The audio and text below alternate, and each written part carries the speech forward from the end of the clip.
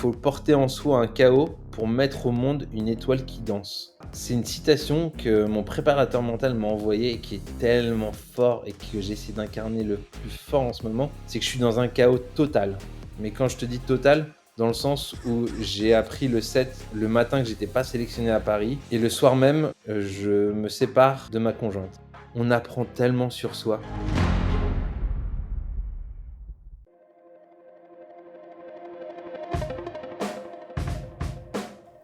Vous écoutez Les Frappés, le podcast de celles et ceux qui se dépassent. Je suis votre hôte Loïc, ancien sportif de haut niveau en judo, coach préparateur mental et amoureux d'activités outdoor en tout genre. Ma conviction, c'est qu'on a tous un frappé au potentiel exceptionnel qui sommeille en nous. J'ai créé ce podcast pour vous faire découvrir des femmes et des hommes qui ont osé le réveiller. Mes invités sont des athlètes de tout niveau, des aventuriers professionnels, des voyageuses au long cours, des entrepreneuses ou encore des militaires, des forces spéciales. Toutes et tous partagent à mon micro des récits inspirants qui vont vous faire passer à l'action. Attention, une écoute régulière peut entraîner des changements positifs irrévocables dans vos vies. Notre vie, justement, est ce qu'on décide d'en faire. Sur ce podcast, je reçois des femmes et des hommes qui ont pris les leurs en main, qui se sont lancés à fond pour explorer les chemins qui les attiraient, en acceptant les imprévus et les difficultés comme étant inévitables. Mathieu Thomas, mon invité de la semaine, incarne cette idée. Son parcours est semé d'embûches, certaines ont laissé des plaies ouvertes au moment même où nous enregistrons, et pourtant, il continue d'avancer, d'apprendre, de partager, en bref, de vivre pleinement. Dans cet épisode, on parle d'une tumeur cancéreuse, de handicap invisible, de sélection aux Jeux paralympiques et de Woodstock. Excellente écoute à vous, et juste avant ça, un immense merci à toutes celles et ceux qui soutiennent financièrement le podcast sur Tipeee. Si vous souhaitez les rejoindre, c'est à partir de 1 € par mois et ça se passe sur tipeee.com/les-frappés. Merci beaucoup.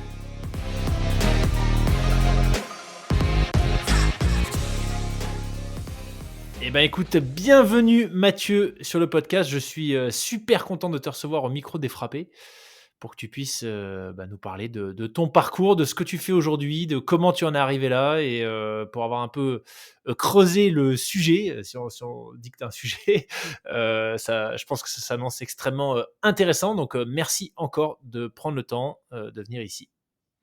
Eh ben, merci à toi, Loïc. Ce que je te propose, Mathieu, pour commencer, c'est peut-être dans les grandes lignes de nous expliquer ton parcours et notamment les quelques moments marquants, les pivots qu'il y a eu dans ta vie, dans les grandes lignes, et puis après, on va rentrer dans le détail. Ok, ça marche. Les pivots, il y en a beaucoup, mais je vais essayer quand même. Le premier pivot à l'âge de 17 ans, en fait, on me diagnostique une tumeur cancéreuse dans le bas-ventre qui va me laisser un handicap à la cuisse droite. Donc ça, c'est déjà le premier pivot. Si tu veux, on en reparlera. Le deuxième pivot, c'est à 30 ans, où je décide en fait de m'accepter et de me lancer le défi de faire les Jeux paralympiques. Et donc, ça va être mon moment d'acceptation du handicap. Et ça, c'est mon deuxième gros tournant. Après, j'ai des enfants qui vont arriver, mes jumeaux, j'ai ma petite fille et mon petit garçon. Et après, ça va être un gros tournant, ça va être louper les Jeux de Tokyo d'une place, la qualification. Donc, je loupe Tokyo. Et là, semaine dernière, j'ai appris aussi que j'ai loupé les Jeux de Tokyo. Donc, un gros tournant qui est tout frais. Et voilà. Et après, j'ai fait pas mal de choses entre. Mais si tu veux, on en discutera et on approfondira tout ça. Yes. Très bien. Eh ben écoute, je pense qu'on peut y aller dans l'ordre chronologique. Donc tu le disais, premier gros tournant dans ta vie, tu as 17 ans. On pose un diagnostic et qui révèle que, il faut t'opérer, parce que tu as, une tumeur cancéreuse. À ce stade, enfin, à quel point est-ce que c'est avancé quand tu as ce diagnostic et surtout comment on te découvre ça? En fait, on me diagnostique ça parce que j'avais une jambe plus fine que l'autre. Et c'est plutôt mes amis pendant les vacances qui me font remarquer ça en short. Et moi, je vais directement chez mon médecin à la rentrée. Donc là, on est en septembre. Je vais chez mon médecin, mais plus j'ai besoin de faire mon renouvellement de j'oublie le terme, pardon. Ton certificat médical pour le sport Voilà, ou un truc comme ça? certificat médical pour le sport, tout à fait. Excellent. Et là, bah, comme tout médecin consciencieux me fait, les petits tests et là, j'ai plus de test rotulien. En faisant le test rotulien, j'ai pas ce réflexe rotulien, à la jambe droite, alors que je l'ai à gauche. Donc on sait que le nerf est touché, mais on sait pas à quel niveau. Je fais plein d'examens, électromyogramme et on voit rien du tout et bien sûr après, je fais une IRM et IRM, on découvre que j'ai une grosse tumeur dans le bas-ventre qui comprime le nerf crural, donc qui comprime ce nerf, qui fait que du coup, j'ai pas ce petit réflexe rotulien. Donc c'est, un test basique avec le petit coup du marteau qu'on faisait aux enfants et on découvre tout ça. À l'âge du coup de 17 ans, s'ensuit, une biopsie de cette tumeur. On s'ensuit, du coup des séances de chimio pendant 1 an, donc là j'étais en terminale et on au bout de cinq mois, je crois, c'est ça, si mes souvenirs sont bons, la tumeur ne réagit plus du tout, aux séances de chimio, donc elle ne réduit plus. Donc ils prennent la décision de m'opérer, d'extraire la tumeur, et après en fonction de la biopsie, de faire soit des rayons ou de continuer encore des séances de chimio et en fait, en ouvrant, ils s'aperçoivent qu'en fait, c'est pas que la tumeur ne fait pas que comprimer le nerf, il est complètement, entouré. C'est-à-dire que la tumeur s'est construite tout autour du nerf, donc ils ont vraiment pas d'autre choix que de me couper le nerf.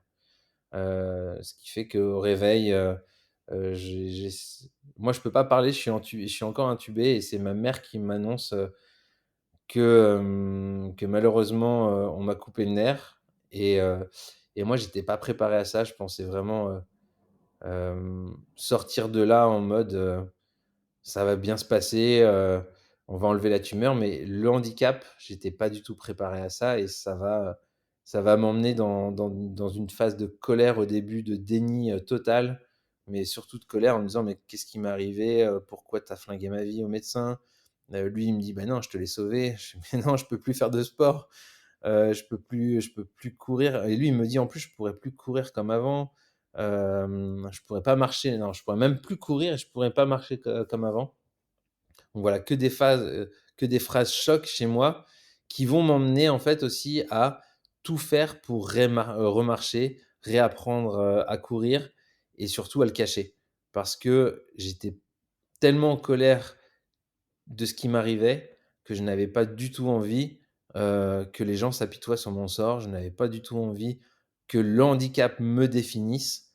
Donc j'ai tout rejeté en bloc, et ça jusqu'à l'âge de 30 ans.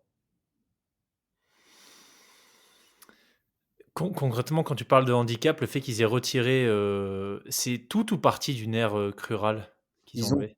ils ont coupé le nerf crural, au niveau de la tumeur, donc sur 20 centimètres.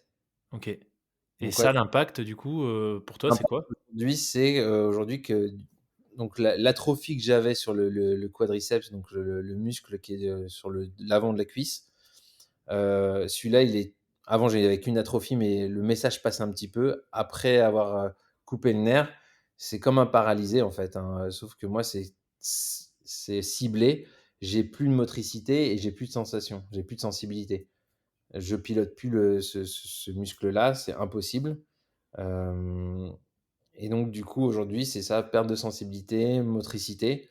Donc ce qui va m'empêcher, en fait, de m'appuyer sur ma jambe droite, sans que je verrouille le genou.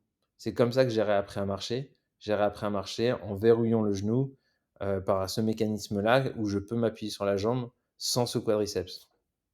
D'accord, d'accord. Ah oui, donc en fait, tu des en gros, tu es encore en contrôle de tous les muscles sous le genou, et c'est via eux que tu arrives à faire des mouvements, Voilà, sans avoir la maîtrise de ce qu'il y a entre le bassin et le genou, en fait, c'est ça? c'est exactement ça. C'est en fait, j'ai toute la chaîne postérieure, fessier, ischio et le mollet. Par D'accord, contre, le muscle de devant, le quadriceps, et du coup, bah, qu'on utilise quand même beaucoup, ouais. et si quand même dans ma tumeur était aussi collée au psoas, donc du coup, ils ont dû, couper le psoas droit, donc c'est le fléchisseur de la hanche. Donc voilà, j'ai aussi une perte de mobilité aussi à ce niveau-là. Hem mais après voilà, le corps est est tellement bien fait, qu'on trouve des compensations et c'était tout ce que j'ai demandé à mon kiné et en centre de rééducation après l'opération. Je veux remarcher, en fait, les un jour après, j'étais encore branché, après l'opération et j'ai juste demandé à mes parents, de me lever, de prendre les béquilles. Je voulais juste savoir la sensation que ça avait si je pouvais marcher. J'ai fait 2 pas avec mes béquilles et je leur ai dit: «Je vais remarcher, j'en suis sûr». Parce que je sentais que j'allais retrouver la motricité, que j'avais juste besoin de retrouver cette sensation, de qu'est-ce qui va se passer? Et du coup non, j'avais même pas mes béquilles, je dis des bêtises, c'est eux qui me tenaient, par les dessous de bras l'un et l'autre et j'ai fait juste 2 pas et c'est bon, vous pouvez me reposer dans le lit, ça y est, je suis rassuré, je vais remarcher. Incroyable. OK, et c'est quoi qui t'a fait dire ça tout de suite? C'est la sensation, de quoi? Dans la jambe? C'est le fait de voir que tu avais encore de la force, Que ailleurs? j'avais, ouais, de la force encore dans les autres muscles. OK. Par contre, la chose qui est sûre, c'est voilà, monter des marches, avec, ma jambe droite, je peux pas du tout. Ça demande un contrôle aussi de cette jambe parce que, il faut que je verrouille mon genou. Verrouiller le genou, ce qu'on dit souvent, c'est mettre, le genou en récurvatum et ça, ça nous arrive en fait quand on était jeunes, on faisait ce petit jeu où on mettait un petit coup de genou derrière et tout de suite on tombe. Mmh. Parce qu'on déverrouille le genou et le muscle, il n'est pas sous tension qui nous permet de nous retenir. Moi, ça m'arrive tout le temps. Ça m'arrive moins maintenant quand même, mais parce que merci le sport et que j'ai réussi à apprivoiser tout ça. Mais je dis ça, mais ça fait déjà presque 23 ans. Hem, mais du coup, ça m'arrive de tomber parce que je ne verrouille pas le genou et là, tout de suite, je tombe parce qu'il y a pas le muscle qui peut rattraper, si je m'appuie sur cette jambe-là. D'accord. T'expliquais, alors, tu viens de le dire, ça fait 23 ans, enfin, c'était il y a 23 ans, il y a eu, une longue phase d'acceptation. Tu l'as décrite assez, enfin, simplement, on a l'impression que voilà, tu à un moment donné, vers tes 30 ans, tu l'as assumé, tu as tourné la page, mais j'imagine que ça a été bien plus complexe que ça. Comment ça s'est passé toute cette phase où, bah, justement tu le cachais, où, tu voulais absolument te remettre au sport pour pas être défini par le handicap? Comment tu la résumerais, cette période de ta vie? Hem, la première chose que j'ai fait, c'est que j'étais en colère et tout de suite, je suis passé dans le déni. Voilà, je suis pas quelqu'un qui a envie de rester dans cette colère et puis, bah, comme tout le monde, je pense qu'on n'a pas envie d'être là-dedans. Donc, je suis passé dans une phase de déni dans le sens où, s j'arrive à remarcher, en tout cas, je fais tout pour remarcher donc on n'en parle pas. C'est pas ce qui me définit. Je vais me lancer dans nombreux projets. Ça tombe bien aussi parce que c'est études supérieures donc, moi, je reprends mes études après, je passe mon bac. Mon bac, la chance que je vois aussi la chance que j'ai d'être en vie. Je vois la chance d'aller à l'école parce que j'étais déscolarisé pendant 1 an. Donc ce qui m'amène à retrouver du sens aussi dans ma scolarité Mmh. et du coup, bah, quand tu retrouves du sens, bien sûr, tu performes. Donc j'ai eu des très bonnes notes tout de suite à l'école. J'étais bon élève, mais voilà, je suis allé chercher vraiment des très, très bonnes notes qui m'ont permis après d'intégrer, l'IUT que je voulais. Là aussi, je performe à fond. Je me lance dans les concours de robotique, voilà, je vais aussi accéder à une bonne école d'ingénieur, une même très bonne école d'ingénieur. Hem je la fais en alternance. Voilà, je me nourris de plein, plein, plein de projets. J'entreprends aussi, et là, ça va pas me rajeunir, mais l'iPhone 1 sort, et moi, je développais, tu vois, à l'époque, j'étais ingénieur et je développais sur les PDA et je développais sur une nouvelle technologie qu'on appelait le Bluetooth. Donc j'étais sur le Bluetooth 1.0, je sais même plus dans quelle version on est, OK. mais voilà, j'étais là-dessus à me dire qu'il y a ce nouveau, protocole de communication et je m'amusais, tu vois? Déjà là, à l'époque, pour moi, je voyais, mon job comme des passions. Je m'amusais à créer des télécommandes pour, dialoguer entre, ton smartphone et une voiture, et là, je dis ça, bah, il y a très longtemps, ça n'existait pas dans le marché. Donc je pars là-dedans, j'innove, j'entreprends et à 30 ans, par des rencontres, par tout ça et par aussi une bonne crise de la trentaine, je prends conscience que j'avance vite, mais je ne sais pas du tout où je vais et j'ai besoin de retrouver du sens à ma vie. J'ai besoin de retrouver, heu, ce qui me définit et ce qui me définit et que j'ai enfoui, que j'ai mis en mode déni depuis tout le temps, c'est le handicap. Et je me dis: «Qu'est-ce que je peux faire de cet handicap?» Donc du coup, je vois le handicap, mais je vois ça, en fait, le handicap comme une singularité et de me dire: «Voilà, ce qui me définit, ce qui me rend si singulier, c'est cet handicap, c'est ce parcours, c'est cet entrepreneuriat et qu'est-ce que je pourrais me lancer comme grand défi avec tout ça?» Et là, bingo, je me dis: «Mais en fait, je vais faire les Jeux paralympiques, c'est ça mon gros défi à 30 ans et heu et let's go quoi, on y va». Je sais pas dans quel sport. Je me suis remis à d'autres sports. Donc je me suis mis à la natation, je me suis mis, au vélo, parce que c'est les 2 sports que je ne faisais pas et qui me portent aussi, et qui sont bons pour ma jambe, et pour le genou où j'avais, énormément de douleurs pendant les 10 premières années. J'ai encore des douleurs, mais qui sont beaucoup atténuées maintenant, mais les 10 premières années après, d'avoir coupé le nerf, j'avais énormément mal des douleurs nocturnes, des douleurs à te réveiller, à te taper la tête contre un mur tellement ça fait mal. Hem et hem et donc du coup, le sport va créer ces endorphines et c'est aussi pour ça que je me remets à faire tout ça. Je découvre le badminton à 28 ans. Je tombe littéralement amoureux de ce sport parce que je vois de la vitesse. Je pratiquais le badminton, mais en mode, je fais ça dans le jardin ou j'en ai fait, à l'école primaire, mais comme tout le monde, sport accessible, c'est marrant, c'est fun. Mais là, je vais vraiment dans une salle de bad avec des badistes qui sont là, à taper le volant à une vitesse et je fais: «Mais c'est pas ça que je connais moi du badminton». C'est top ce truc. En plus, en 1 heure, tu te dépenses parce que c'est un des sports des plus cardio qu'on peut faire.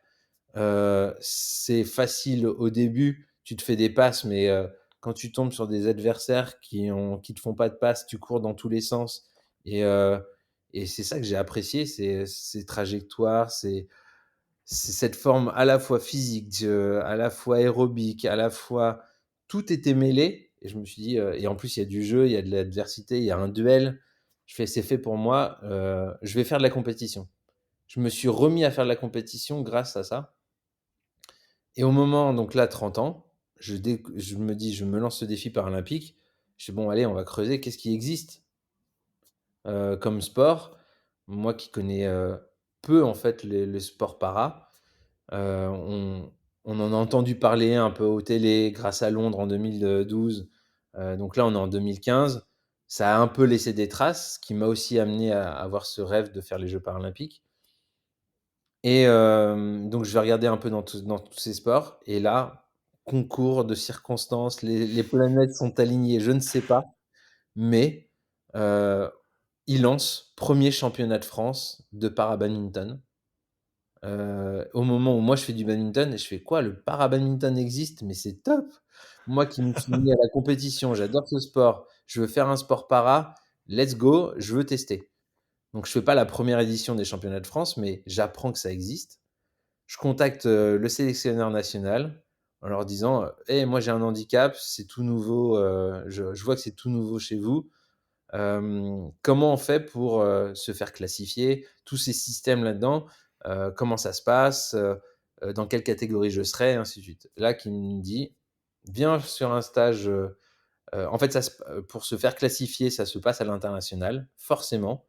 Aujourd'hui, on n'est pas structuré en France pour le faire.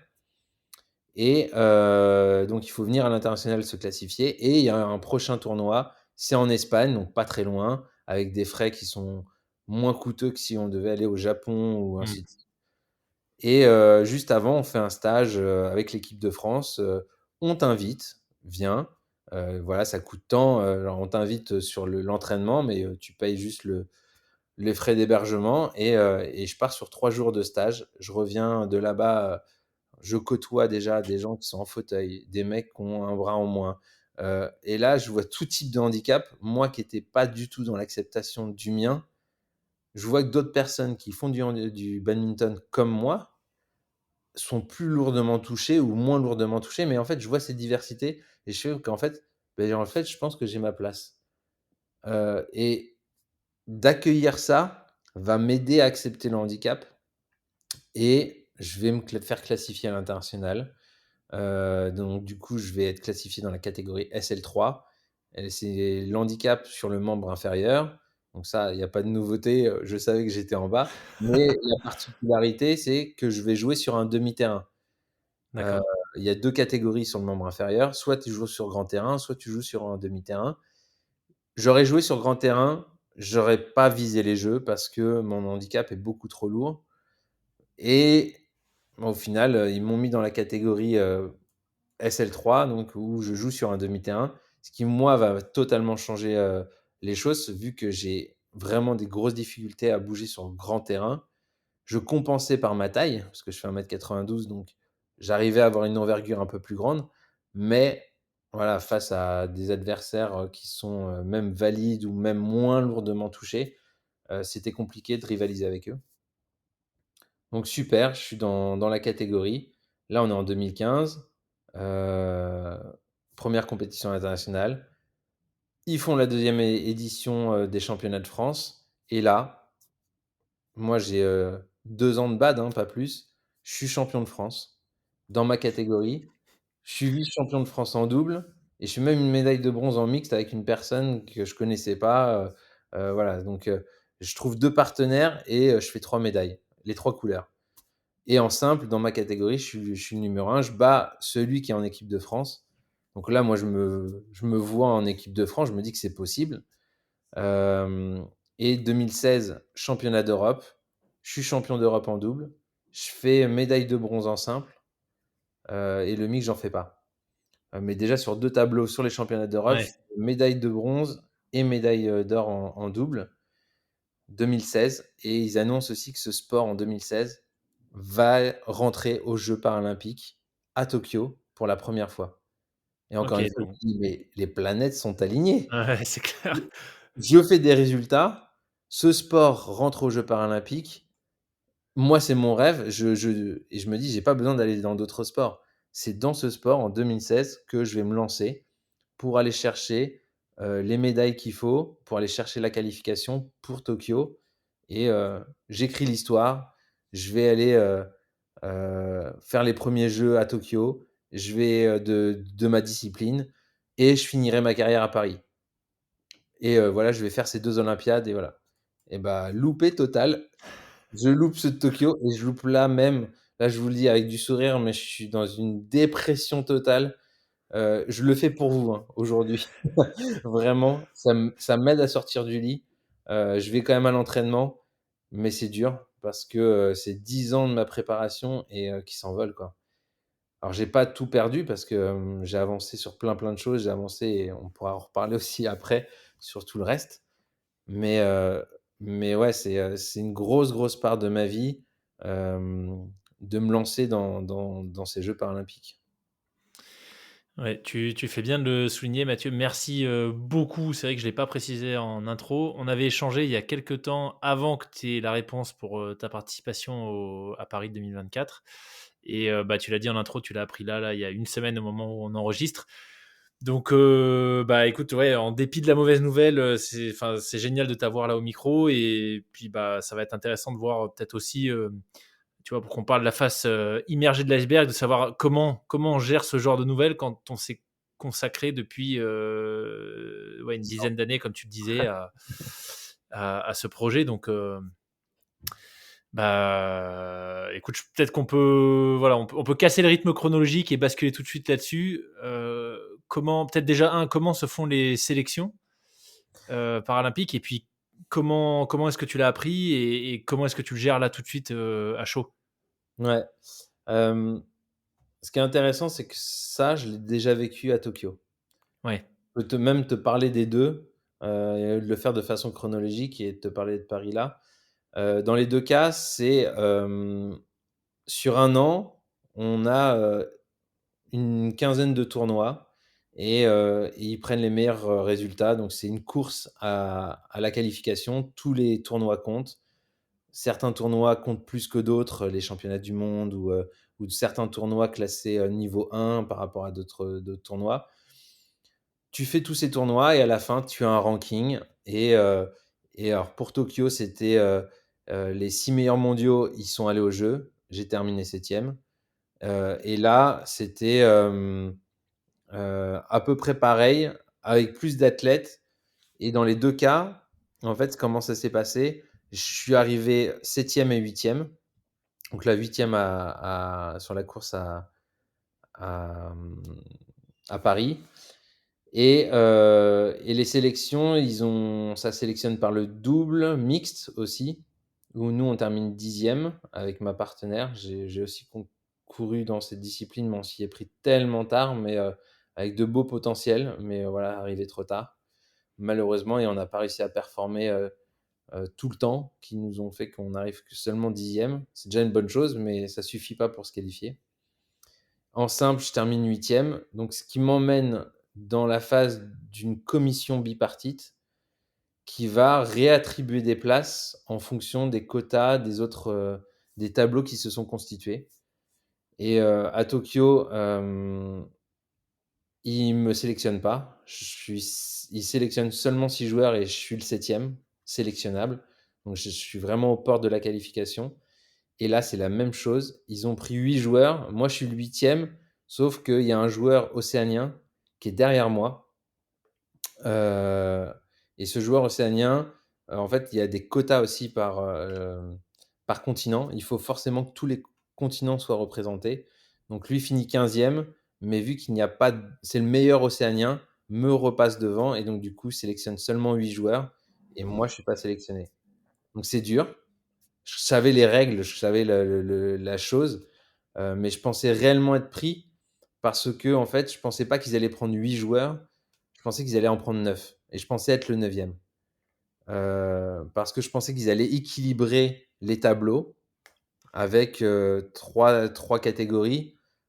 Et aujourd'hui, en fait, sur ces trois catégories, donc le SL3 qui est ma catégorie, le SL4 qui est la catégorie grand terrain mais en membre inférieur, et la catégorie SU5 handicap au membre supérieur. Je pensais qu'ils allaient équilibrer ces tableaux-là via cette commission en faisant. Il y avait 28 places, donc je pensais qu'ils allaient faire 9, 9 et 10. Et au final, ils ont fait 8, 8 et 12. Et 12 dans une autre catégorie et 8 seulement dans la mienne, ce qui fait que voilà, c'est un choix arbitraire. Je ne sais pas pourquoi ils ont choisi ça. Et c'est ce qui fait partie du sport de haut niveau, j'ai envie de dire. C'est un petit peu cette injustice. Et en même temps, il n'y a pas d'injustice dans le sens où les meilleurs ont été pris. Mais pourquoi 12 et moi 8? Pourquoi ça se répète encore avec Tokyo, où ils en ont pris que 6 dans ma catégorie, ils avaient pris 8 et 8 sur les autres catégories. J'ai le sentiment que ma catégorie, elle est à chaque fois délaissée, mais c'est comme ça, c'est un choix. Je ne sais pas qui sélectionne, mais en tout cas, ils m'aiment pas, j'en sais rien. Ou c'est pas personnel, ou c'est plutôt bah, ta catégorie, elle est moins intéressante. J'en sais rien, ou c'est un fait, c'est juste comme ça. Ouais. Et donc voilà, donc j'ai appris la nouvelle le 16 mai en me disant voilà que j'ai pas été retenu sur cette commission, ils ont choisi d'autres athlètes. Et voilà, ça fait hyper mal. Moi, je m'y voyais en plus sur Paris. Encore sur Tokyo, je sentais que c'était chaud, que c'était limite parce qu'il y avait, voilà, j'étais septième et j'étais persuadé qu'ils allaient en prendre que 6. Mais là, franchement, je comprends pas cette décision. Ça m'appartient pas et il faut juste l'accepter. Voilà. Donc là, je suis dans cette phase d'acceptation. L'avantage que j'ai, c'est que des difficultés, j'en ai rencontré tellement dans ma vie et que d'essayer d'accepter chaque situation, euh, bah, c'est aussi un message que j'incarne. C'est-à-dire que je l'ai fait, mais je sais que ça fonctionne, donc il faut que je l'incarne réellement. Et à chaque grosse difficulté, j'ai toujours ce message-là à me dire que euh, OK, tu as échoué quelque chose de grand, mais si tu as échoué, c'est qu'il y a quelque chose d'encore plus grand derrière. C'est que rien n'arrive par hasard et que si tu loupes ça, ça doit être une épreuve pour apprendre, pour que tu affrontes quelque chose d'encore plus grand. Donc je me suis dit ça à Tokyo en me disant: «La chose la plus grande, je la vois, c'est les jeux à Paris, c'est devant ton public, devant ta famille, c'est ça».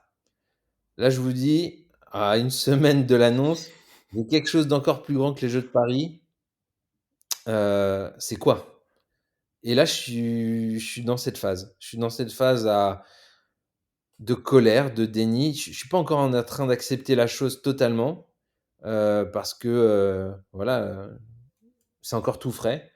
Ça prend du temps et plus la douleur est forte et plus l'acceptation est importante et son introspection de tout ça est fort.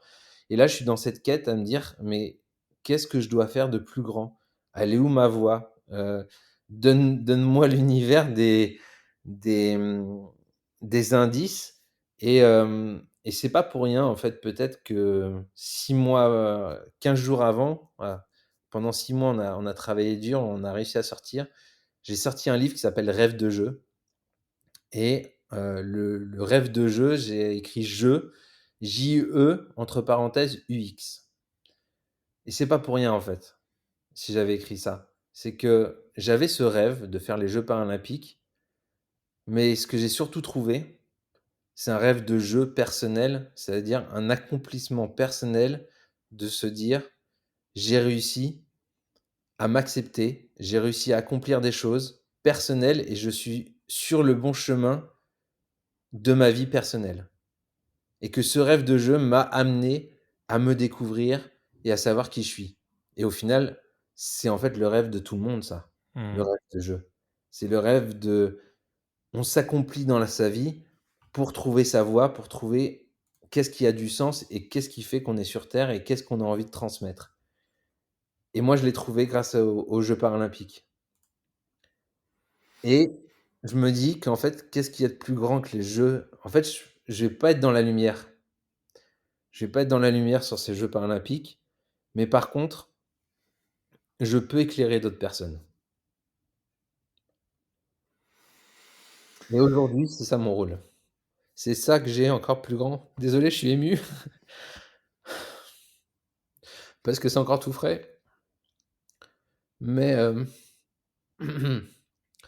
mais c'est ça que j'ai envie de transmettre aujourd'hui.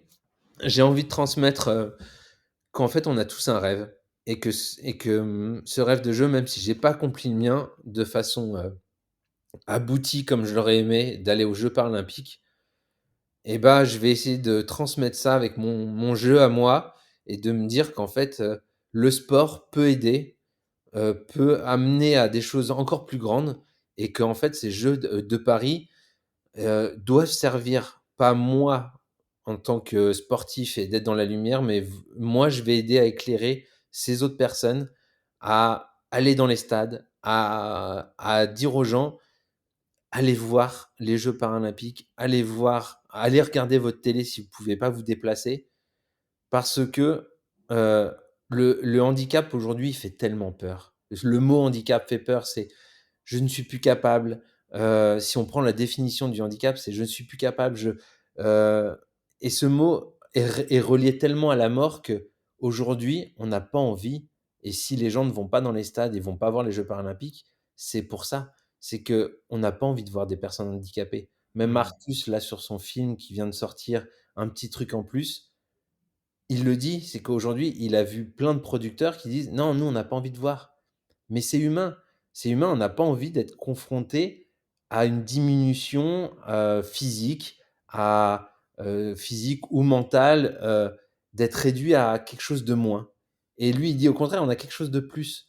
Et moi, je suis convaincu de ça. C'est ce film-là et ce que j'ai envie de transmettre, c'est qu'en fait, le handicap, c'est quelque chose de plus, c'est quelque chose de merveilleux, en fait. C'est, hem, un moyen qu'on a eu dans nos vies pour affronter quelque chose d'encore plus grand et il faut pas en avoir peur. Heu, on sera tous en situation de handicap un jour dans la vie Et, heu et ça fait peur, mais au final, si on ouvre les yeux et si là, on va dans les stades, si on voit ça, on va pas voir moi, je vous le dis, quand j'ai découvert le para-badminton, j'ai découvert des personnes en situation de handicap et je me suis dit: «Mais en fait, j'ai ma place». Et là, c'est ça, les Jeux paralympiques en France, c'est un moyen énorme de se dire que en fait, toutes les personnes qui sont en situation de handicap et comme moi avec un handicap invisible, en fait, ça va permettre de révéler les choses, ça va permettre pour eux d'accepter la chose, de se dire qu'en fait, bah, en fait, moi aussi, j'ai un handicap et ce qui montre, c'est pas la peur, c'est le dépassement, c'est les émotions, c'est la rage de vaincre et en fait, c'est la seule différence qu'il y a entre les Jeux olympiques et les Jeux paralympiques. C'est un handicap, mais ça reste des athlètes qui vont franchir des trucs de fou et je rejoins, Michael Jérémias qui dit: «On n'est pas des super héros». Non, on n'est pas des super héros.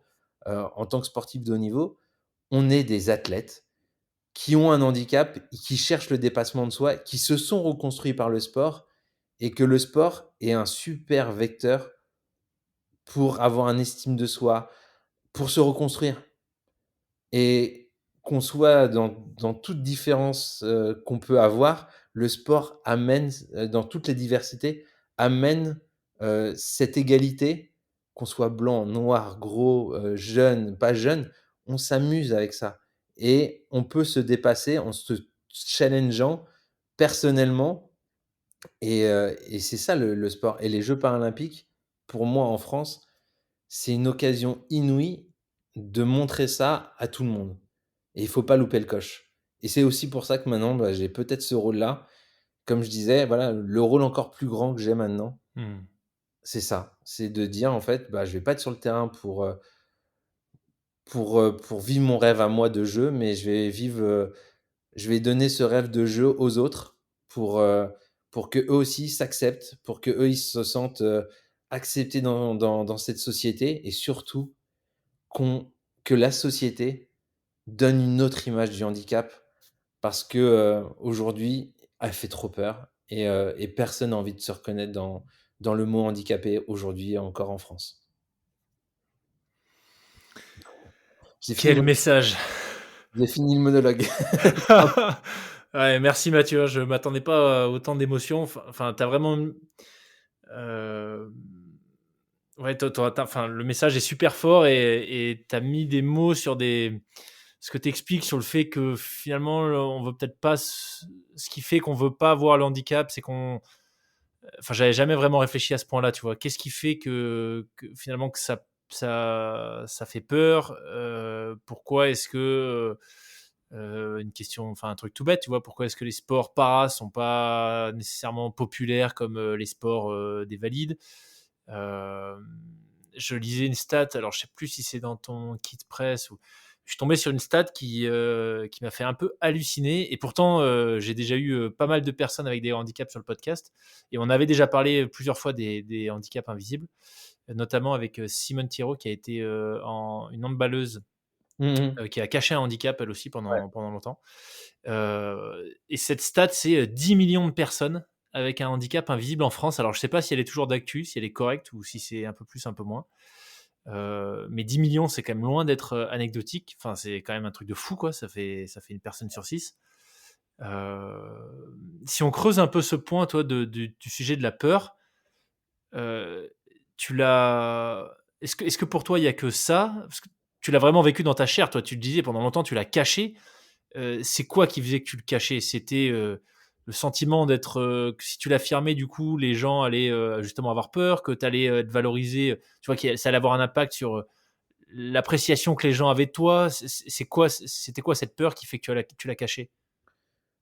Le regard des autres, Donc le jugement derrière, c'est ça? le jugement, la pitié, j'ai pas envie qu'on ait de pitié de moi et encore une fois, tu prends la définition du mot handicap, c'est «n'est plus capable de». Qui a envie dans sa Ouais, vie d'avoir cette étiquette collée au front, de dire: «Je suis plus capable de faire quelque chose» ouais. et c'est ça qu'il faut changer. C'est l'image qu'on a de tout ça, hem et et aujourd'hui, bah, ma vision que j'ai, c'est que, le handicap, oui, il fait peur, parce qu'on est connoté à ça et on n'a pas du tout envie d'avoir cette étiquette d'handicapé ou de personne handicapée, si on veut parler correctement. Euh, et donc, du coup, toute cette peur-là va générer, comme tu dis, voilà, le fait qu'on va pas voir les Jeux paralympiques. Mais au même titre d'une chose, c'est que il y a encore un autre écosystème là-dessus, mais c'est au même titre que on va moins voir le sport féminin que le sport Mhm. masculin. Mhm. C'est la même chose. C'est-à-dire que le sport féminin est pas assez vu du sport masculin, et après, tu as encore les sports para qui sont derrière, qui est encore moins vu que des sports féminins, et qui, voilà. Et tout le monde va te dire, c'est l'écosystème. C'est-à-dire l'écosystème financier. Aujourd'hui, ouais, mais tu vois, c'est l'offre et la demande. Les gens, ils ont envie d'aller voir du sport masculin, donc c'est pour ça qu'on paye aussi cher ou que les salaires sont mirobolants sur les footballeurs masculins par rapport au sport, au foot féminin ou dans d'autres sports. Pourquoi le cachet de Roland Garros homme est plus, le price money est plus cher que chez les femmes? Et pourquoi la finale, elle est chez les femmes le samedi et pas le dimanche? Mhm.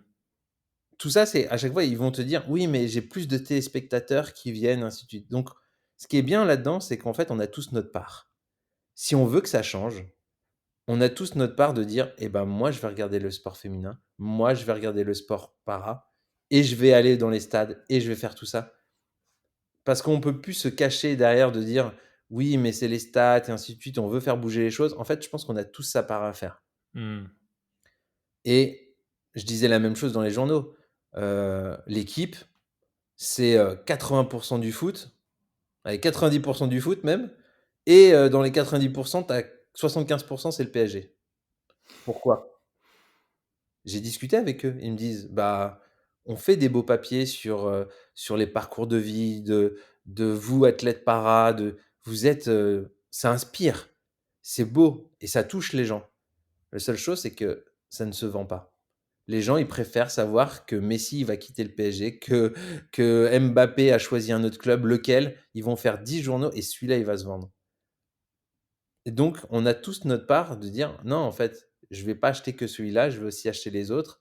Quand la une de l'équipe, on se bat pour que, à un moment donné, les handballeuses n'ont pas la une et qu'on parle plutôt du PSG, alors qu'elles sont championnes olympiques ou des choses comme ça, c'est fou, mais ça rentre dans le business. Et je comprends les deux, le côté business et le côté... mais on a cette part pour faire changer tout ça. Mhm. Et là, avec les Jeux paralympiques et les Jeux olympiques, on a aussi, nous, cette part à faire changer les choses.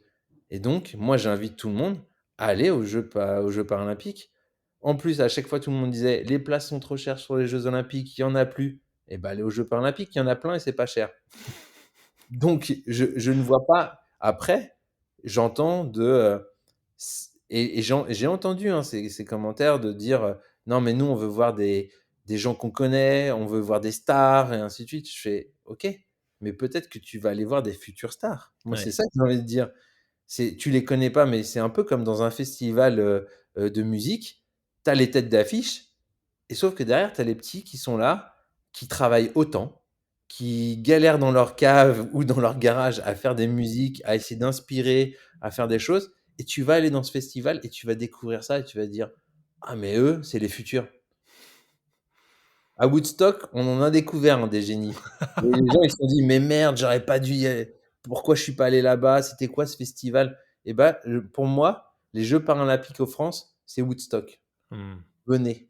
Et vous allez découvrir des sportifs de malades, performants, qui vont chercher des médailles d'or pour la France. Et ça va inspirer. Et vous cherchez des stars. En fait, ils sont là, les stars. C'est juste qu'ils ne sont pas encore connus. Parce que vous vous intéressez pas à ça. Mais avant d'être une star, bah, en fait, donnez la chance aux gens d'être des stars. Et allez-y, quoi. Ouais. Excellent. J'avais jamais entendu l'analogie Woodstock JO para, Et mais bah, écoute, je suis assez d'accord. ça sort là, à l'instant. Excellent. Excellent. Puis tu vois, je reviens sur un point que tu mentionnais, ce qui fait que je pense qu'on apprécie regarder du sport pour les gens qui le font, bah, c'est justement, tu vois, toutes les valeurs que ça véhicule, le dépassement de soi, le goût de l'effort, la performance. Et alors moi, j'ai plus de télé chez moi depuis un moment, donc je regarde pas de sport. Par contre, sur ce podcast, je reçois beaucoup de gens qui font du sport, de l'aventure, bref, qui se bougent. Et en fait, comme tu dis, tu vois, quand tu ajoutes à des défis sportifs déjà de dingue une complexité supplémentaire avec un handicap, bah, en fait, l'histoire, elle devient, enfin, elle est décuplée, tu vois, en termes d'inspiration. Je pense à des gens, tu vois, j'ai eu, bon, bah, évidemment, là, toi, puisque tu es sur l'épisode, mais d'autres gens que j'ai eu, tu vois, Jérôme Bernard, qui est double amputé des 2 jambes plus d'un bras, qui est parti faire le GR20 en randonnée, des mecs des forces spéciales qui ont pété sur des drones, qui ont plus leurs jambes, qui seront au jeu para sur du Cyril, volley, par exemple, tu vois, enfin, tu parles de Cyril là. exactement, exactement. Tu le connais? Je connais bien. Vous êtes Ouais, creusé, ouais, yes. je connais et je sais que oh, j'arrive même plus à le dire. Un mec génial. Ouais, bah, je suis bien d'accord et tu vois quand tu as des parcours comme ça, qui se sont reconstruits à travers le sport et qui aujourd'hui, bah, incarnent en fait tout ce que représente de beau le enfin tout ce que le sport représente de beau, en tout cas, à mes yeux, tu vois? C'est ce que je considère. Bah, c'est fou quoi, le message il est dingue et finalement Ouais. comme toi ou dans le sport, on apprend aussi à se relever, on apprend à encaisser les coups, le fait que, bah, voilà, tu parlais d'injustice. Moi, je dis tout le temps, j'ai fait du sport au niveau en judo, que c'était une très bonne école de la vie parce que c'est ingrat. En fait, tu peux être le meilleur à un moment donné, bah, le jour J, il peut y avoir un truc qui se passe pas bien, l'arbitre qui prend une autre décision et bah finalement, comme toi, là, avec cette sélection, tu le contrôles pas et donc tu as que 2 options, soit tu l'acceptes pas, mais si tu l'acceptes pas, bah, voilà, tu t'en fais un boulet pour, X années ou le reste de ta vie. Mmh Donc, mh. Tu ouais. tu vois, je faisais l'analogie, aussi avec, avec Woodstock, avec les concerts, avec tout ça. En fait, le sport pour moi, c'est si tu vas dans un stade, sinon tu regardes ça à la télé parce que tu es passionné d'un sport ou parce que tu pratiques déjà la discipline et donc du coup, ça t'inspire de voir des personnes, dans ton sport à faire des chronos, de dingue par rapport à toi qui galères. Donc tu as une connaissance technique de ce sport et donc du coup, ce sport-là t'intéresse. Mais moi, je reprends l'exemple aussi de 98. Le nombre de personnes qui ne connaissaient rien au foot et se sont laissés embarquer dans cette euphorie nationale de dire qu'on est champion du monde. Tu vois? Toi, tu as pas joué, tu as rien fait, mais tu ne connaissais même pas les joueurs sur le terrain, mais derrière, tu étais fier d'être français et en fait, le sport, c'est ça, c'est que ça t'a amené une émotion, une fierté, heu, sur la réussite de l'équipe là en question, mais si tu vas dans un stade, c'est pour ça. C'est pour vivre des émotions et je pense en tout cas que des personnes en situation de handicap, avec leur histoire, apportent une émotion décuplée par rapport aux autres parce que voilà, de leur histoire, tout le chemin qu'ils ont dû affronter pour en arriver là et aujourd'hui, ils mouillent le maillot, ils font tout pour transmettre cette émotion. Et donc d'aller dans le stade et de vivre ça, eux seront émus, c'est certain. Si tu as tout le stade qui vient, qui va te supporter, qui va t'aider à te dépasser, eux, c'est voilà, je suis sportif, ça te transporte. Mmh. Si ça te transporte, tu as envie de le transmettre aussi, tu as envie de le partager au public et donc je suis sûr et certain que si le stade est plein, l'émotion qu'il y aura dans ce stade, c'est ce que je dis, ça va être un Woodstock, c'est-à-dire que moi, j'étais là. J'étais dans le stade à vivre ces émotions et ça va être monstrueux. Et moi, j'en suis persuadé, mais il faut franchir le cap. Et aujourd'hui, je pense qu'il y a encore cette peur du handicap de dire non, non, j'ai pas envie de les voir, et ainsi de suite. Et c'est un frein. Et j'entends ce frein. Maintenant, j'ai juste envie de vous dire, eh ben, dépassez-le, ce frein. Et pourquoi pas? Et pourquoi pas, pour une fois, allez, je vais l'écouter Mathieu. Je vais me dire que pour cette fois-là, je vais peut-être ouvrir la porte, je vais aller voir et de toute façon, si c'était nul, tu as perdu quoi? 15 €, 30 €. Tu es allé quand même dans un stade avec, une dimension géniale, ça coûte rien. Donc allez voir. Moi, je dis juste: «Il y a de la lumière, c'est entrouvert, viens voir» et après on en reparlera. Il faut qu'on précise que tu n'as pas de contrat, avec le comité olympique pour vendre des places, hein. C'est vraiment un appel, un Non, appel du cœur. je le dis parce que je suis athlète Ouais. et que j'aimerais en fait que, en tout cas, que tout le monde vienne dans le stade. Moi, je vais venir alors que je suis pas sélectionné. Je pourrais, hein, je pourrais partir à l'autre bout du monde, de me dire que c'est trop dur. C'est trop dur parce que il va y avoir ce sentiment de jalousie. Je pourrais être sur le terrain. C'est humain. C'est de se dire, j'ai pas envie d'être là. C'est trop dur pour moi à vivre. Mais en fait, il y a quelque chose de plus grand. Le truc le plus grand, c'est en fait la cause du handicap. C'est de me dire que moi, quand j'avais 17 ans et que j'étais en situation de handicap, j'avais pas de modèle. J'ai dû batailler pendant 13 ans à le cacher parce que j'acceptais pas la chose et il a fallu que je trouve la force tout seul à me lancer un défi, à me mettre dans le sport, à l'accepter. J'ai fait tout ce chemin tout seul. Mais je pense qu'aujourd'hui, on a besoin de personnes, de modèles. On a besoin de visibilité. Et là, les Jeux paralympiques, c'est ça. Ça va donner des modèles à plein de gens. À des gens qui sont en situation de handicap, qui vont se dire, mais je ne savais pas qu'on pouvait faire tout ça en situation de handicap. Je vois des gens de handicap comme, mais en fait, c'est beau ce qu'ils font. C'est-à-dire que je vais être moi aussi fier de dire que j'ai presque comme eux. Et pourquoi pas, ça va donner des vocations à se dire, bah tiens, moi je vais peut-être faire aussi ce sport. Et c'est ça en fait que j'ai vraiment envie de transmettre aujourd'hui. Donc non, j'ai pas du tout de lien avec tout ça. J'ai juste envie que les gens en fait ils gagnent du temps par rapport à ce que j'ai vécu Mmh. et qu'ils se disent, bah en fait je suis en situation de handicap et j'en suis fier. Que je connais quelqu'un qui est en situation de handicap et je vais le regarder différemment et que si demain j'ai un handicap, en tout cas, qui m'arrive dans la vie, et ben, je vais pas le voir comme un truc dur dans ma vie à affronter. Je vais me dire, en fait, je vais voir directement la lumière parce que d'être en situation de handicap, je vais avoir un petit truc en plus.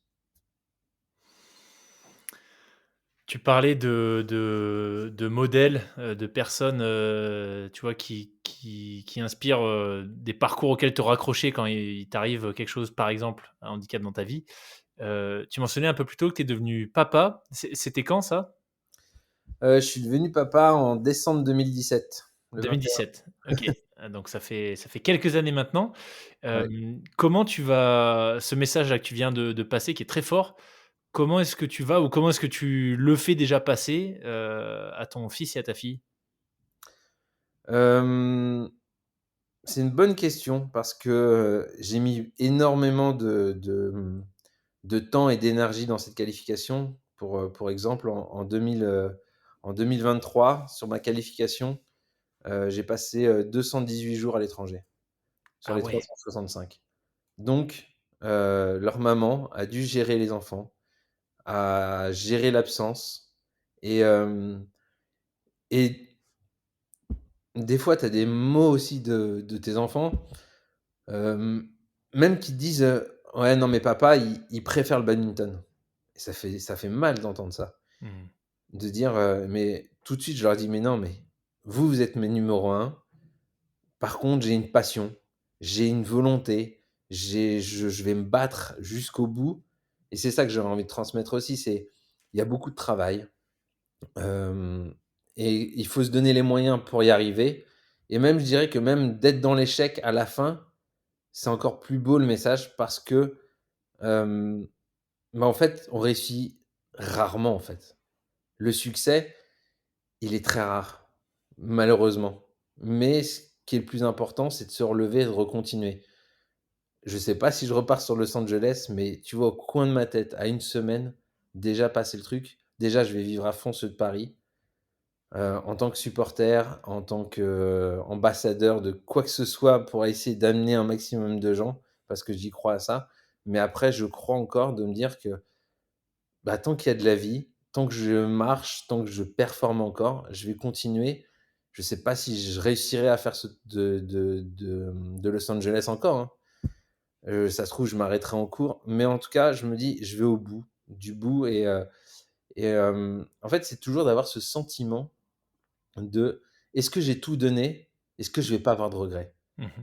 et moi, je l'ai toujours ça. C'est-à-dire que au moins, tu t'arrêtes en disant: «Eh ben là, j'ai tout donné. Je suis allé au bout du bout et là, c'est stop». Ça veut dire que soit ma condition mentale, physique, j'en peux plus, ça me dépasse, ça va trop loin mais tu auras aucun regret et l'arrêt, il s'arrête à ce moment-là, c'est de se dire: «Là, j'arrête parce que je n'aurai aucun regret d'arrêter maintenant. Le pour et le contre est trop important par rapport au pour». Et je le prends avec, une sérénité de me dire que c'est maintenant que j'arrête et là, je sens que j'ai encore besoin et que j'ai pas encore envie de finir et donc c'est tout ça que je transmets à mes enfants. Ils ont que 6 ans, mais voilà, j'essaie de leur transmettre aussi toutes ces valeurs, qu'il y a autour du handicap. Aujourd'hui, ils savent que voilà, de toute façon, papa, il a un handicap, mais on peut faire du sport de haut niveau. Eux sont super fiers de tout ce que je fais et en même temps, je leur montre que l'échec est possible, que ça fait mal, mais en même temps qu'on se relève et qu'on n'est pas des surhommes. Donc du coup, là-dessus, je suis aussi très fier de ça, dans cet échec, de montrer l'échec. Pour moi, il est important parce que si tu as que des rôles modèles de gens qui font que réussir, à un moment donné aussi, en transmission à tes enfants, et ben tu peux les mettre en échec. Ouais. Parce qu'eux vont se dire: «Je suis pas aussi fort, je suis pas assez bien, je ne réussis pas donc je suis moins bien qu'eux» et ça, c'est pas bon. Même les plus grands champions échouent à un moment donné et c'est juste qu'ils échouent moins que les autres et vu qu'ils échouent moins, on montre moins ça. J'avais l'exemple de Michael Jordan et Mmh. c'est le ce qu'on enfin, moi, c'est mon idole, je viens du basket et on te montre les stats de Michael Jordan, c'est une légende, combien de tirs au buzzer il a mis, ainsi de suite, à la fin. Mais en fait, ces stats, elles sont catastrophiques. C'est-à-dire que si tu regardes que les stats, le nombre de fois où il a shooté au buzzer et où il a réussi, elles sont faibles et pourtant, tu vas retenir que les succès. On va retenir que le côté positif et c'est ça aussi, moi je crois en l'humain et j'adore ça et oui, on a des trucs durs dans le monde avec des guerres, avec des choses comme ça, mais on est fait l'être humain est fait pour se souvenir des belles choses et d'oublier les mauvaises choses.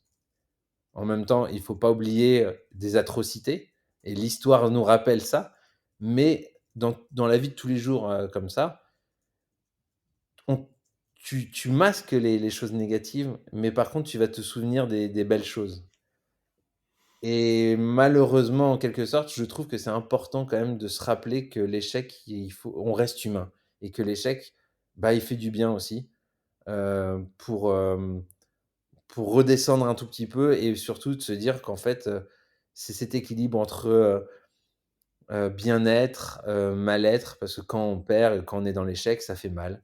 Mais encore une fois, c'est encore peut-être ce mal va nous aider à aller faire quelque chose d'encore plus grand et d'encore plus beau et quelque chose qui nous anime et voilà ce que je disais sur, on va chercher son rêve de jeu. Mmh. Dieu. Waouh! Dose d'inspiration maximale, Mathieu. Je m'attendais pas à ce qu'on aille, aussi loin, aussi profondément, sur ce sujet, mais écoute, c'est ouais, bah, c'est très inspirant à nouveau de t'entendre, Merci. partager ça.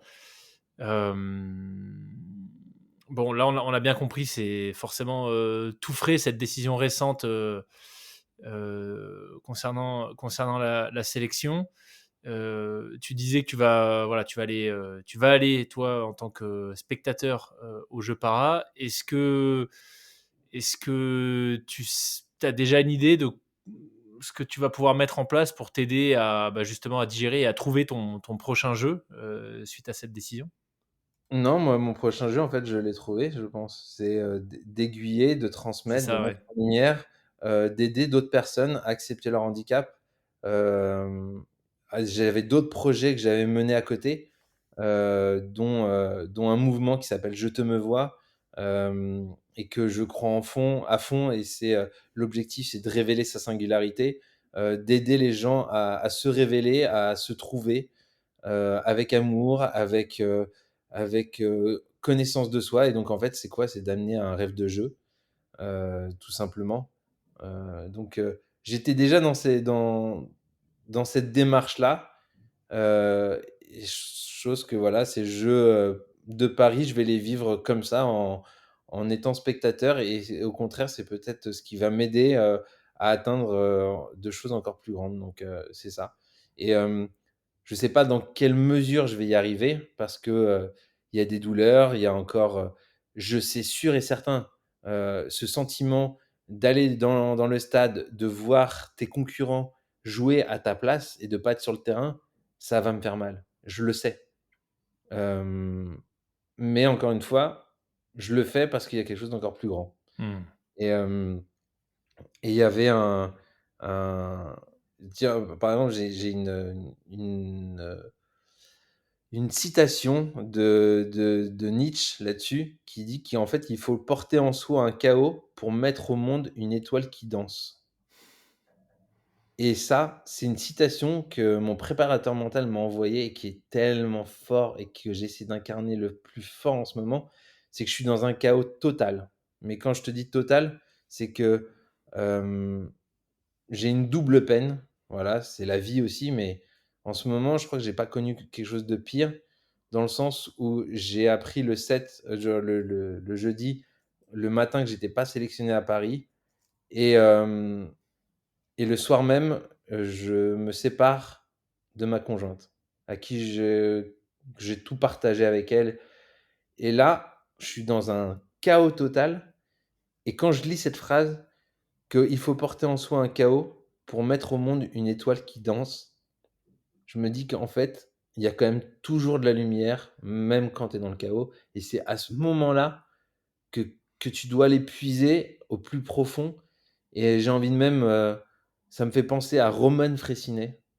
Quand je l'entendais en c'est un artiste que j'adore et quand je l'entendais en interview aussi, à la télé ou des choses comme ça, lui, il dit son inspiration, il vient aussi du plus profond de soi. Dans ses mal-être les plus profonds, tu découvres qui tu es et souvent, on a tendance à se dire qu'on apprend à se connaître dans la joie, dans le bonheur, de tout ça. Moi, je pense vraiment que nos failles, nos choses qui nous font, terriblement mal au ventre, qui sont dans cette souffrance, on apprend tellement sur soi, et c'est ça qui nous permet d'aller chercher quelque chose de plus grand et d'aller chercher, de la lumière, en nous et d'apprendre à se connaître. Donc voilà. Donc finalement, que ce soit le handicap ou ces non-sélections, à 2 jeux d'affilée, finalement ça a été des mots nécessaires, dans ton parcours de vie et dans cette découverte de soi que tu viens d'évoquer? Excuse-moi, j'étais perdu. Tu me reprends? Parce que là, je suis beaucoup d'émotions. Ouais, non, j'allais dire du coup après ce que tu viens de partager enfin, ce que je retiens un peu de tout l'échange, c'est que, les difficultés auxquelles tu as dû faire face, que ce soit le handicap ou dans le sport, les non-sélections à Tokyo puis à Paris, en fait, ça a été des mots MAUX nécessaires, dans ton parcours, de vie, perso.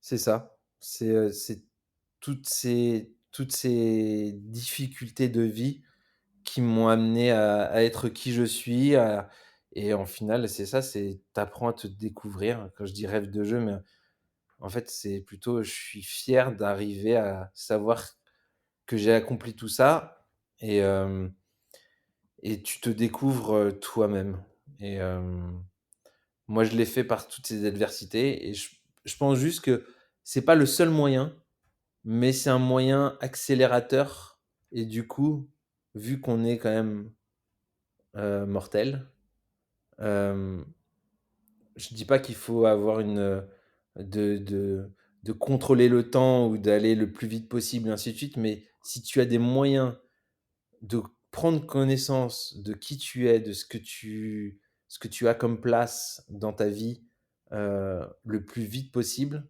ça permet d'aller plus loin Mmh. et d'accomplir de choses encore plus grandes et donc du coup de transmettre ça aux autres générations et ainsi de suite, Après, je veux pas partir dans le côté réincarnation et ainsi de suite, que moi je crois beaucoup en énergie, en tout ça. Mais voilà, si on veut rester juste terre à terre pour tout le monde et que je ne perde pas tout le monde non plus, c'est ce côté-là de se dire les grosses difficultés de vie nous emmènent beaucoup plus loin Mmh.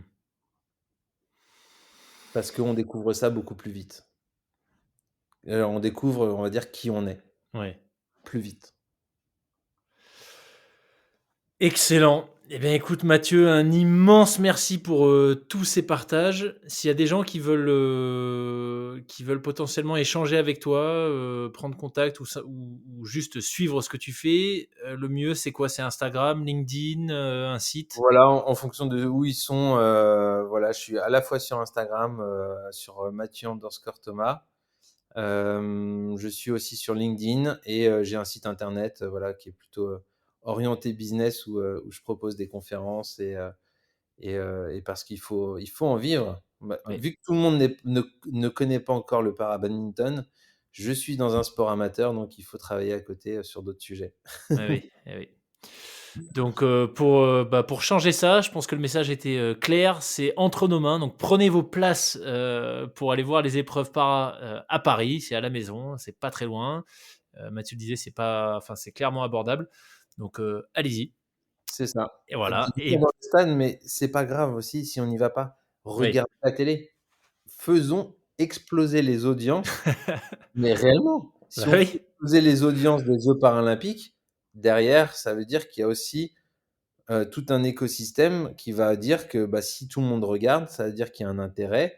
S'il y a un intérêt, le coût des pubs vont à ramener de l'argent, donc ça va ramener des sponsors, ça va financer tout ça. En fait, on a tous, comme je dirais Pierre Rabhi avec son colibri, on a tous sa part. Mhm. Et chacun a sa part à faire. Et bah, allumez votre télé sur les Jeux paralympiques si vous êtes trop loin. Et sinon, venez dans les stades vivre ces émotions. Yes. Merci beaucoup Mathieu, une fois de plus. Il y aura le lien en description de l'épisode vers ce qu'on a mentionné, Instagram, LinkedIn, ton site également pour l'achat de ton livre. Je te remercie à nouveau, troisième fois, quatrième fois en 2 minutes pour tout ce que tu as bien voulu partager, mais c'était vraiment passionnant, très très très inspirant. Je suis très content qu'on ait pu prendre le temps et surtout que tu te sois libéré pour venir nous partager tout ça. Je te souhaite un excellent été, une bonne digestion, on va dire, de cette réponse négative que tu as eue récemment. Mais voilà, vu l'état d'esprit que tu as montré là pendant un peu plus d'une heure, je suis convaincu que, comme tout le reste qui t'est arrivé, tu en feras une force et le rebond sera d'autant plus beau. Ben, merci à toi Loïc de m'avoir donné cette parole-là et à très vite. À très vite. Quelle énorme dose d'inspiration, j'espère que vous vous êtes régalé autant que moi. C'était vraiment un plaisir de recevoir Mathieu sur le podcast. Si vous avez apprécié cet échange, eh bien n'hésitez pas à le partager à fond autour de vous. Et de manière générale, vous le savez, pour soutenir le podcast, rien de plus simple, il vous suffit de vous abonner sur votre plateforme d'écoute, de laisser une note ainsi qu'un commentaire et d'en parler autour de vous, parler des frappés à un maximum de personnes pour qu'encore plus de gens osent se lancer dans leurs projets. Je vous le disais en introduction, il est possible de soutenir financièrement le podcast. Ça se passe sur la plateforme Tipeee. Le lien est en description. Autrement, rendez-vous sur tipeee.com/les-frappés. Merci beaucoup pour votre fidélité. Je vous dis à la semaine prochaine. On va partir découvrir l'univers des courses de jet ski avec une triple championne de France et une vice-championne du monde.